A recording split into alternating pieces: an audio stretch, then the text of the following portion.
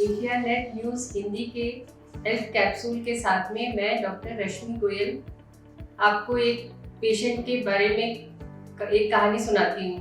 एक मरीज मेरे पास आए थे जिन्हें फीवर बहुत हाई ग्रेड का था, 103-104 के करीब होगा, और उनको बहुत पसीना आ रहा था, बहुत उनकी जनरल कंडीशन खराब थी, जिसका मतलब कि वो बिल्कुल फेंटिंग अटैक्स आने की स्थिति में थे।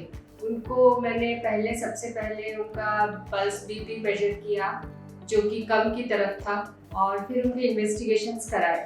तो उन इन्वेस्टिगेशंस में बाकी ब्लड टेस्ट में सब कुछ नॉर्मल आ रहा था, यूरिन टेस्ट भी उनका नॉर्मल आया, मलेरिया एंटीजन कुछ नेगेटिव था, कुछ ऐसे पॉजिटिव साइंस नहीं थे।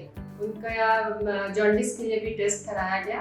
बाद में ये ऐसा लगा मुझे कि इन्हें वायरल फीवर है, जो कि मौसमी बुखार है, जो सबसे ज़्यादा जिससे लोग मरीज सारे ग्रस्त हैं। तो उसको ध्यान में रखते हुए वायरल फीवर का ट्रीटमेंट शुरू किया। वायरल फीवर का जो ट्रीटमेंट होता है, जनरली ज़्यादा मात्रा में पानी लेना सबसे ज़्यादा इम्पॉर्टेंट होता है कि आपका हाइड्रेशन मेंटेन रहे। उसके साथ में हमने फीवर डाउन होने के लिए उनको कुछ ऐसी दवाएं दी जो पैरासीटामोल होती है, साधारण दवा है सबसे ज़्यादा बुखार की। उससे उनका फीवर धीरे धीरे उतरने लगा। उनके सर पर ठंडी पट्टियाँ रखी, उनको एक जिसमें हवा युक्त कमरे में रखा गया और पंखा चला के रखा गया ताकि टेम्परेचर रेज ना हो। उसके बाद हमने उनको धीरे धीरे ड्रिप से उनको फ़ायदा हुआ, एंटीबायोटिक का कुछ इंजेक्शन लगाया, उल्टी बंद होने के इंजेक्शन लगाए। ऐसा करते करते 2-3 दिन में ही वो उनकी कंडीशन में काफ़ी कुछ सुधार हो गया।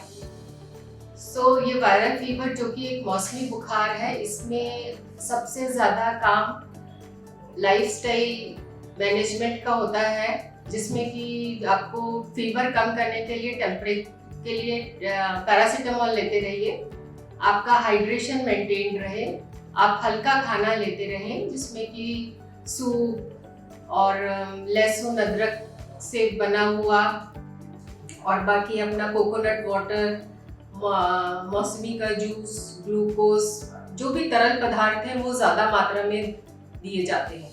और धीरे धीरे फिर उनका फीवर भी डाउन हो गया, 102 आया, फिर 101 आया, अल्टीमेटली वो फिर अपना नॉर्मल कंडीशन पे आ गए। और हमने उनको सिर्फ एक मल्टीविटामिन पे बाद में उनको दे के डिस्चार्ज कर दिया।